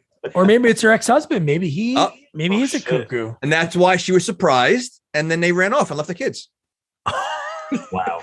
Oh, she wasn't surprised in the fact of like, you're going to kill me. She's like, oh my God, I've been waiting for you to get rid of it so I can leave these damn kids. Maybe he was in prison and she was surprised to see him there. He broke out. Prison break. I love it. Mrs. Jarvis, man. It always bums me out that she gets it. Well, we don't know. We never saw a body. We never saw a body. So it's open for discussion. The fact that Tommy and Trish, they were out looking for her. So, like, I don't understand. Well, she was supposed to be jogging in the storm. Well, when they came home, they realized that mom wasn't there, but she said, like, oh, she's been gone for hours or something like that. How did she know that? They just got home. So how did she know how long the mom was actually out for? Or why she was out, or what was the reason? Because Tommy even says, like, oh, maybe she's jogging. What? Middle of the night? Why? You don't do that? With a killer on the loose on the newspaper on her Roseanne blanket couch? No way. And then Trish, she goes, let me go figure this out. How does she know where Rob's tent is? Unless he did it right near their house. He did it in the backyard. Did you imagine that? She did drive him to their house because he said, you need a lift. So maybe that's where he was going all this long. Could you imagine that? Like, she's like, oh, we got space in the house. You could stay here. He's like, I'm okay. Pitches a tent in the fucking backyard. Well, but he's probably saying, listen, I've been carrying this tent around with me all this time. I gotta use it. Gotta use it. Yeah. Holy shit. So it's almost like he knew Jason was going to be there. Yeah.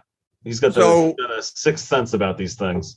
But maybe he's something with Jason. Maybe he's in on it with them.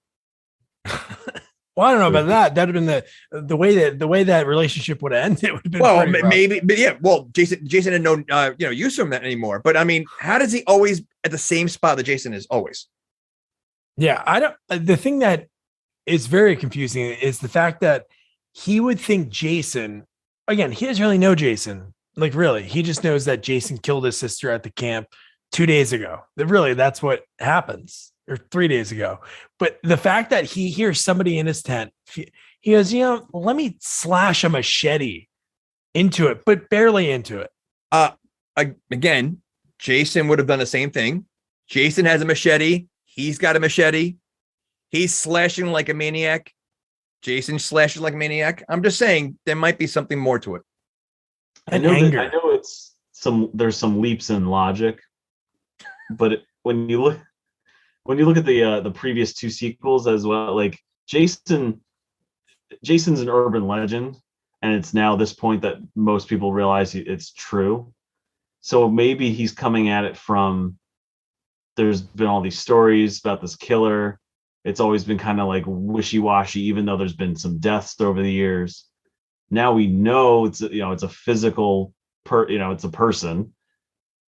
Maybe he's putting together kind of like what he knows from these urban legends, what he knows from the news, and that's why he's just like, well, I'm just gonna base everything I do on this. Like, he's gonna be near teenagers, he's gonna be near the lake. He's so I know it's a little iffy, in terms of movie making, but it kind of makes sense. I don't know. I'm saying I think that Jason doesn't want his cover to be blown, so he's in cahoots with the bear hunter and say, listen, if we can pretend we have two killers, they're not going to put all the focus on me. Oh. And just the anger he has when he goes, what the hell are you doing here? It's like, dude, she was going to give you like a hot shower. Why would he slash his own tent? And not hit the person that's inside? Why would you? Yeah. Did he think Jason was in there? Oh, I hope so. Yeah. Okay, so what would Jason be doing in there? Sleeping? Like, you thought Jason was just borrowing his tent? Rummaging. Eating his trail mix. So then we cut back to Jimmy and the twin. Egan mentioned before that we were talking about the dead fuck, and she was like, you're incredible, you want to go for round two? So Jimmy goes, I'm gonna go downstairs, and he steals her panties and he gives them to Ted and he goes, why don't you run this in your computer? That's a great line. That was great. That was very funny. But you know what though, at that point Teddy did not care. He was still into this vintage movie that he just didn't. He kept laughing, so he could care less. And I think this is where the movie turns. Now this movie goes ape shit. Now I will say one thing before we get ape shit. Jimmy is fully in the right to kind of rub it in. Oh yeah. Oh yeah. Public service announcement: don't take the girl's panties and give it to your roadie friend. She needs those back to go home. Yeah, I mean, definitely a creep factor for doing that, but I don't. At the same time, I don't blame him because he needed some satisfaction with Teddy. Yeah. Also, if I had $1 for every time I've yelled from another room, "Hey Teddy, where's the corkscrew?" I'd have a few bucks to my name. Nice. But the fact that he how far away is that kitchen? Not that far. Like, it's right there. It's like this closet door behind me. That's Teddy's he's that stone. And Jimmy's in the kitchen right there. He's been staring at a vintage video probably for about an hour.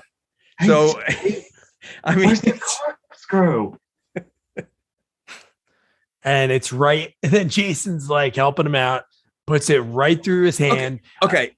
So he's in the kitchen. How big is this kitchen? That is pretty small. Definitely. Okay. It's a so small. Where is Jason that he doesn't see him in this small kitchen? I'm behind a lamp, or like in the curtain. He has the curtain over him. I mean, really? I always assumed it was one of those like little like L-shaped kitchens at like little beach houses or cabins. So Jimmy comes in from the living room entrance, and I think Jason comes from the other entrance, and it's dark in there, and he just. I mean, Jason's a pretty big guy. It's hard to hide him. Yeah, I mean, I'm just saying, like he should have seen him at some point.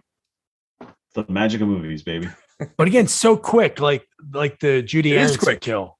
It's the corkscrew, the scream. He turns, and the butcher's knife right to his face. See, I feel like he does a lot of torture first, and then the kill in this movie. A lot of times that corkscrew would have went right into his neck. Instead, he slams it in his hand and then goes for the kill. Yeah.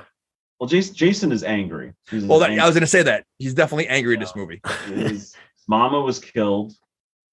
These dirty, rotten teenagers are still partying. He keeps killing them, but they keep partying. They'll never learn. Those kids. So then he's gone. Crispin's dead. And then we get the second twin. And now this scene, I wanted to show both of them so we could talk about the second one. But this is the first twins kill that we discussed before. And I just love this. And they cut back to the inside. Teddy's stoned off his ass, laughing. You see old 40s boobs, and then boom. And then the one that happens right now is the other twin. Hey, let me just keep staring out this window because I see my sister's bike. Where could she be? I don't know. I love that. Yeah, what is he standing on? Oh, there's a little roof, right?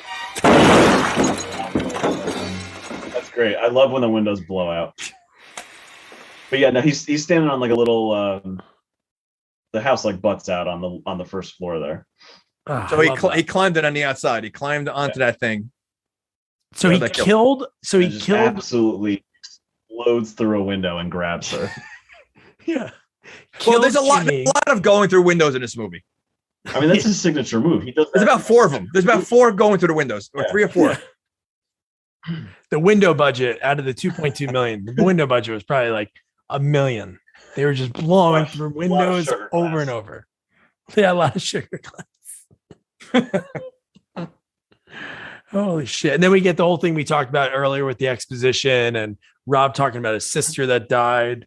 We mentioned that earlier. And then this is the Teddy. Teddy's all alone. Doug and Sarah went upstairs.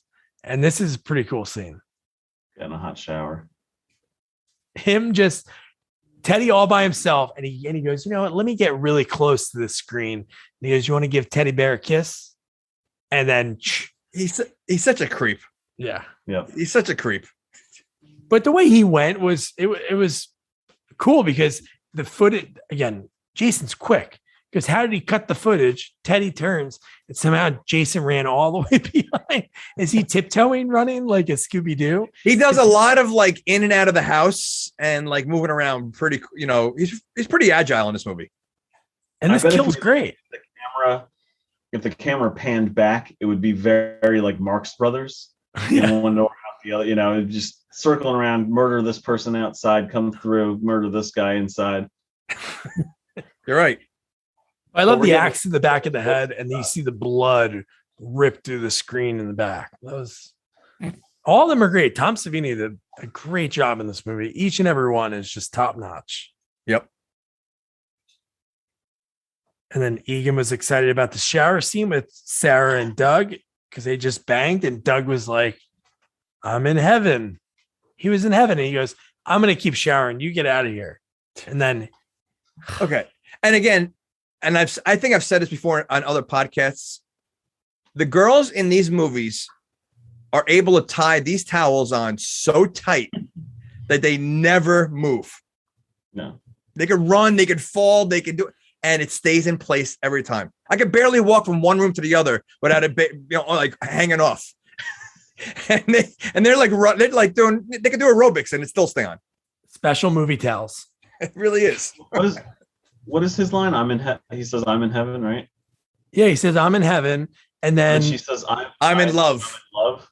Yep. Yeah. Like, what? He catches what? She's like, "Nothing." I didn't say nothing. And how about Doug's shower death? Him and Paulie, I guess, are boys on the, I don't know, baseball team, football team. And he's like, "Hey, Paulie, I dropped the bar of soap." Yeah. Paulie, and then. His kill is so cool too. Just seeing Jason like smash through and just you see that it switched to like a fake head and just bending in, squeezing his head like he's crushes his face in. Yeah, I love it. That is classic Savini, just going hard on the effects. That's awesome. And then again, like you said earlier, Jason making people, he was probably already dead then, but Jason did that. And it was maybe something they cut or didn't even shoot. But the fact that he pulled him through and he's just sitting on glass on the shower door when Sarah walks in, And I think her death is the only one that was legit simple. It was a simple. It was very death. simple. Yeah. Yes. But just how it perfectly went through the door. Yeah. And it stayed like, right? Wasn't it still right in her chest? Yeah. Right in the hallway. Yeah. Yeah. The door was locked and she's like, ah, and then boom. Yeah. Right through the door. And she fell down and the towel stayed on. That is pretty funny that the towel stayed on. Every movie. Tell me every movie the girl is always running around the towel and never moves. It's glued on. Glued on towels. So meanwhile, this whole time, Trish left Tommy by himself. So Trish and Rob get back to Tommy, who's been alone this whole time with this killer on loose, immediately leaves him alone again to go check on the kids across the way. Within seconds, just bails on him one more time. Well, I mean, not for nothing. He seems like the most sensible one out of all these people. That is like he seems to be able to the smartest one easily, and just yeah. So I mean, I'm not surprised. He's okay by himself. And Jason was pretty quick cleaning everything up because when they get back to the house, everything's spotless. He's sweeping in there. He's cleaning windows. He has enough time to clean up and prop up the people. Yeah. And it just so happens that Rob and Trish don't use those entrances, so they aren't alarmed right away. Like they don't use the back door. And there's no blood. There's no blood anywhere. Like no traces of blood whatsoever. That'd been a great commercial in the 80s, like for some cleaning product. Just have Jason as the cleaner. Jason trusts Pine Sol. Yeah. And he's holding the bottle of Pine Sol at the end of the commercial, like just breathing heavy. Oh shit! That word from our sponsor. And the only other person that went with them was Gordon, because Rob goes into the he goes, "I'm going downstairs." Which why would he think Jason's downstairs? And he goes, "Stay with Gordon." And then this is the part with Jamie when Gordon for some reason gets he gets spooked. Okay, he gets spooked. When I saw this, I wasn't sure what was going on. Like I thought maybe he got thrown out the window or something. Like but no, Gordon got spooked and jumps out the window. Yep. And you never see him again. But like the fact that he was smart enough to run away and go through the window. I did not know. I thought he got thrown through the window at first. The most ridiculous thing. I'm sorry. I love the movie. It's so ridiculous. It would have made sense, I guess, if Jason was upstairs and that made him spook, but Jason's in the basement this whole time. So what is he spooked of? Maybe he saw a mouse. I just know. And you know what? That was just the producers going, "Hey, we're not going to kill the dog, so let's get him out of the movie with 10 minutes to spare." But the way that the dog escapes like a human, like going through the window, like I don't think a dog would ever do that. First of all. But like it's just so ridiculous. It was so, and I was trying to find the picture of it, and there was no clear copy, but unbelievable. It would have been great if he was just getting ready to jump, and they're like, "Shit, keep rolling." I don't know what he's doing. What they should have done is when like Jason like bursts through the front door later on, just have a quick shot of the dog scurrying through, like from one room like out the front door, and then that's it. Or have the dog like land on him when he jumps out. Ooh. Yeah. Like while Jason's and then run off. Yeah. And amazing. And meanwhile, this whole time, right after that, Trish goes to the shower. She sees the blood, so Jason didn't have a chance to clean up upstairs. And then Doug's not there, but then she turns and he's stuck to the wall with like a knife in his back. And dude, this whole thing, the fact that Rob comes back upstairs for like a half a second and he goes, "I think he's down here." And then I'm like, if he was down there, wouldn't he have already saw you or you would have saw him?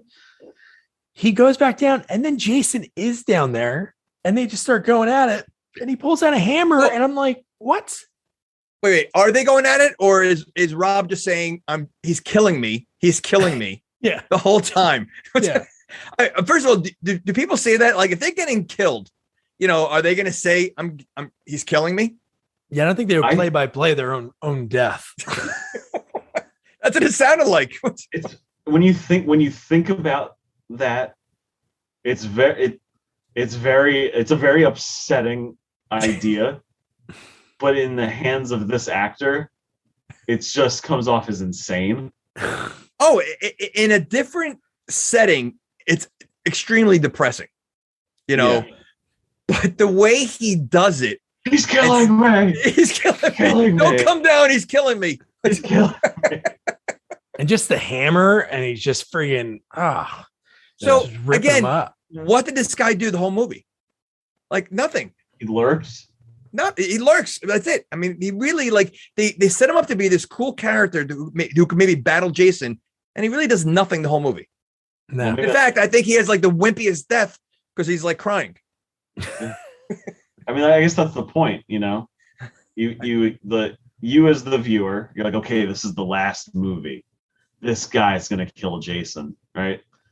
And he just gets taken out immediately, and Jason gets a different ending. Yeah, you're right. And why would Trish, after seeing this man get demolished with a hammer, why would she think, let me go check on him? And again, Jason's gone already that quick that she doesn't even see him. Then she runs out the basement, right? and then runs back, then walks back in. Yes. So she ran out when he was getting she ran out when he said run, but then she didn't know Jason was gone. No. And she walks slowly back in.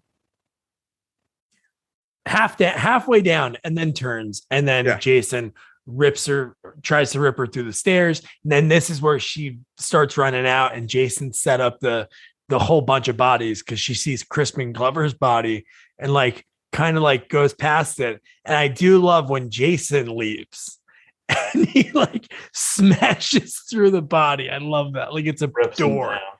Yeah, that's great.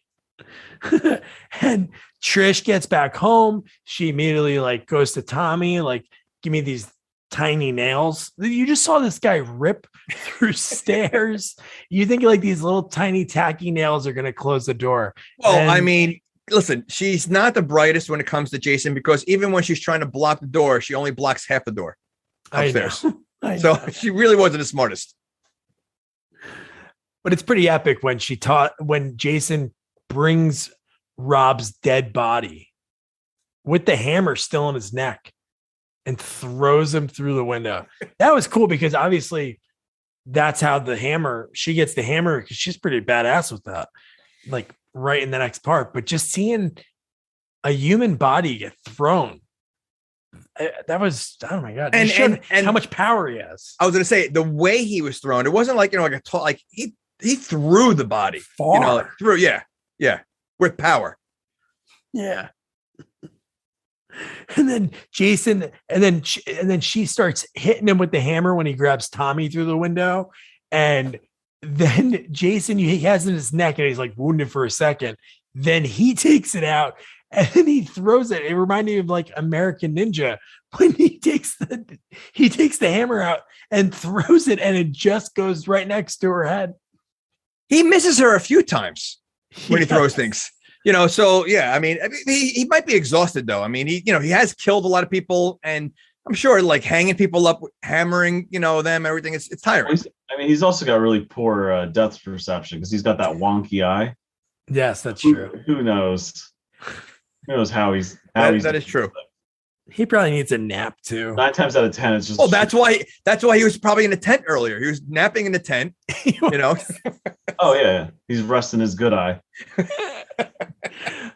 Like Jamie said, when they go to block the door in Tommy's room and they only block half of it, of course we know that he's going to get in, but he just starts beating in the door, and then he's trying to get all the way through, and then she grabs Tommy. How much do you think that thing was in 1984? That console, that computer, she smashes it on Jason's head. Okay, so the power's out. That's a pricey item. The power's out. How would that show sparks and electricity? The power is out in that house. That is true. You're killing me. He's killing me. He's killing me. I'm just saying, and it looked like it wasn't even plugged in the way she threw it. So one, it wasn't plugged in. Two, there's no power, but yet millions of sparks and a little explosion on his face happened. Yeah. That is wild. But I always love this like trope in like horror movies, the passed out victim, like in Scream 2, and then a million movies. But I love this part. Just like, what do you do? Do you tiptoe? Do you go really fast without wake them up? They're never right. These people never pick the right way. They're never right, and they never finish the job. No. Like they assume that those sparks are killed them, and that's it. Like they never try to finish the job. Yeah, that is true. Like at that point, why not just get another Tommy building all his mass has to have something sharp, cut his face, cut his throat, but I don't know, would that really do much? But Trish, then again, she runs. She has Jason chase her because he's looking Ted White, the way he does this part, the way he's like sort of like kind of injured but athletic, and he's like looking at Tommy, and he chooses to chase Trish. She goes back into the house. She goes upstairs, so he follows him. And then she jumps out the window. Well, she saw the dog do it earlier, so she figured. And it was a circle window. Like I can understand going through like a normal window, I guess, but a circle window, and she dove head first. So I can't imagine that really working. Like she did like a dive through the window. Yeah, no. She would have just died. I don't even think or just like crash into the window and bounce back. That's what I'm saying. She would have just broken her neck on the window. Because a window like that, the glass is so dense. Right. But it was like a perfect dive right through, like she was diving through a hula hoop. And she landed on a mattress covered in grass. So it was perfect. That thing bounced. It did bounce. I love that. And then meanwhile, this whole time, Tommy's upstairs because I guess he saw some of Rob's, like all the stuff that Rob collected about Jason, right? Because why would he have known to? Well, he had the newspaper article. That's what it was. Yeah. From Rob. But she, by her jumping out of the window, she's leaving Jason in the house with Tommy. No, they're at the adult house. Oh, the other house. Okay. Yeah. Okay. So Tommy this time, he's like just bicking his own head as fast as he can. And like, dude, I love the fact when he comes downstairs, he's like, Jason, remember. And you're like, what the fuck? Why would Jason remember how he looked? I'm assuming he really didn't have any mirrors or anything. Well, no. When he was a kid, he lived in not when he looked like that with the no hair and the. Oh, he's always supposed to have like weird stringy or like no hair. Oh, really? So he's always. Oh, so he was always looking little. Yeah, because he was always a weird looking kid. Yeah, you want to get to like flashbacks in like. What is it? Like Takes Manhattan and Freddy Jason. You see him as a kid. He's got no hair. Okay. All right.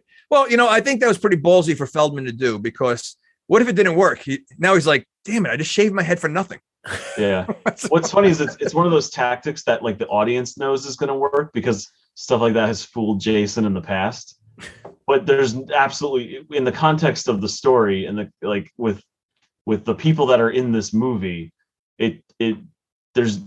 there's no reason for them to believe it should work.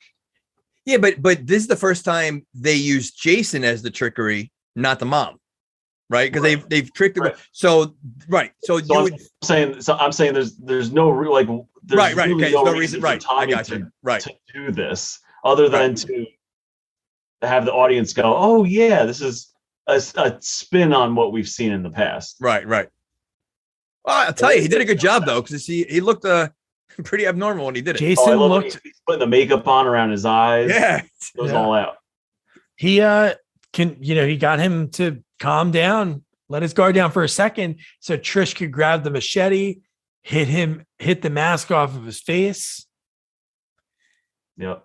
You know what? Every time I see Corey Feldman like that, it is freaky looking. Like he looks disturbing. He really does. Yeah. Dude, the part of him going nuts on him is great, but when he's falling on the mask, on the machete, yeah. So was that going through his eye? Like, what was that going? Just his face? Yeah, so it goes through here, right there. Yeah. All right. So does he have like Wolverine healing powers? Because it seems he seems to really heal. I mean, look at his hand. When we get to when he's like reanimated in part 6, and they talk about that in they actually bring that up in Jason X. Oh, really? Well. There's a couple movies where they talk about how he like can regenerate.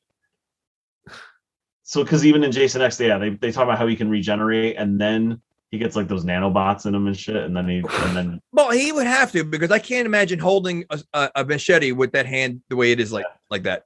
Split down the middle. I love that too when he's looking at it and he's just like, oh, this happened. A mere flesh wound. And then she stops Tommy when he's going after. Yeah, they hug, and then you see the move of the arm, and then Tommy just goes fucking. He wails on him. Like Jason should be chopped meat right now, based on how long Tommy was doing it. But just to hear him say "die," and that was kind of disturbing. This whole scene was for a young child to be doing something like this. That's why Jason's back is all like gross and messed up in where he's zombie Jason, because he's just been popped away. Oh, so he, what? I was thinking he was laying on his back, but he was laying on his stomach because that's the way he fell. Okay. Yeah. Okay. I got you. And then we get to end the movie, which you think it's the end of the franchise or the end of Jason. You see Tommy like with this look. Well, I want to know, how long was that after this whole ordeal? Like, was it right away? At the hospital? At the hospital. Like I think it's the next day. Okay. Because I was saying, his hair didn't grow back. No, it's the next day. No, it's like the next day. All right. So they ended it making it look like there's gonna whole another way they could have gone in the series, that never came out. That was one of the plans that they were before they went with how 5 goes. Tommy was going to be the next Jason, and then they totally flipped it and they made him the hero. A different Tommy, and then the 6th one. There were 3 different Tommies, right? You have Corey Feldman and there were 2 other ones, right? And Fern cast all of them. Yeah. Yeah. So I've met the 2 adult Tommies. I've never met Corey Feldman. Nice. Yeah. Wow. So that was Friday the 13th, part 4, the final chapter. Obviously, Egan loves this movie. So I'm going to ask him a little bit of a different question. So what would be the other 2 of your top 3 of Friday the 13th? Definitely Jason Lives, as Jamie said before. I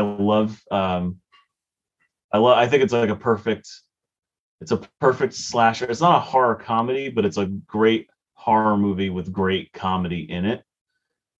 There's some great one-liners. I love, if you're going zombie Jason, I love that movie. I know people love Kane Hodder, but he's great, but his sequels are just mostly shit. So if you're going that era of Jason, I gotta go with Jason Lives. And then my other favorite, it's always a toss-up for me between part 2 and the original. I love the original. It's a classic. I love Mrs. Voorhees as the killer. I love the characters. I heard someone recently call it a hangout movie. Because you're really, the whole movie, you're just watching these characters hang out, like they're friends, and then they're getting picked off one by one. But I don't know, I love part 2. I really love the characters in part 2. I love it's like a bigger scope by a fair amount. They're still at the camp, but there's more characters. Of course, it's our first look at Jason, and he's got that creepy bag head. I love that bag head. That's cool. Baghead Jason is the best. I got the figure over here somewhere, but those, it's the even numbers for me. 6, 4, 2 are my top 3. All right. So thank you to our horror sequel expert, Chris Egan. Jamie, what would be your other one? Because yours is 4, 6. Yeah, definitely. I agree. I think I like 1 and 2. I mean, 1 was definitely a creative story, and the twist of the mom. You're thinking it's something else, and I thought that was great. 2, I absolutely love with the bag head. I mean, that was so creepy. The only thing I didn't like about 2 is Jason was a lot smaller. You know, he was a smaller Jason. So like, you know, like when you see the later movies, he's such a powerful like presence. And in 2, he wasn't that. You know, that's the only thing I didn't like. But I think 1 and 2 are the second, like right there. I think they're both very good. So he started bloating because he was dead. He was dying. It's all water weight. It's all water weight. Yeah, no, I like those, but just for like fun, like I love 4, 6, and I always enjoyed 8, but 7, I don't know why. I always like 7. I have no idea. Maybe Bernie Lomax dying in it. What's the name of 7? New Blood. New Blood. Yeah. 7 is fun. 7's a good time, but that's the one that got like absolutely cut to pieces by the studio. Oh, I know, but so there's no gore or anything. It just feels very neutered. It's a fun flick though. It's it's I like don't the imagination. I don't remember that one. Yeah, you should watch it again. It's pretty good. You could do far worse for a slasher sequel. Yeah. All right. Thank you, Egan. 6-timer now. Look at that, man. Get that tattooed. Teardrops, I think, so everybody can see them. Little like movie reels under your left eye. Sequels only on your back. Maybe down the forearm. Yeah. All right. So the next sequel up is another part 4. It's Iron Eagle for On the Attack. It stars Lou Gossett Jr. and next week's guest, Jason Cadeau, who takes over the role that Jason Gedrick had in the original, Doug Masters. Another Doug movie? What? So Jason, I'm actually interviewing for the second time because I accidentally deleted the interview. But thank God, the one person that we've interviewed so many amazing people, but he was so down. He was like, let's do it. Let's get it done. So I'm doing that over the next few days. He's awesome. And he has great stories about Lou Gossett Jr., which I'm sure he'll tell me again. And then talking about growing up in Toronto and how he loved Iron Eagle as a kid. So it was really fitting that he was able to do that role. So yeah. So don't forget to review, rate, share our podcast, follow us on all social media at Sequels Only. And don't forget to check out our website, sequelsonly.com. Good night. Good night. Good night.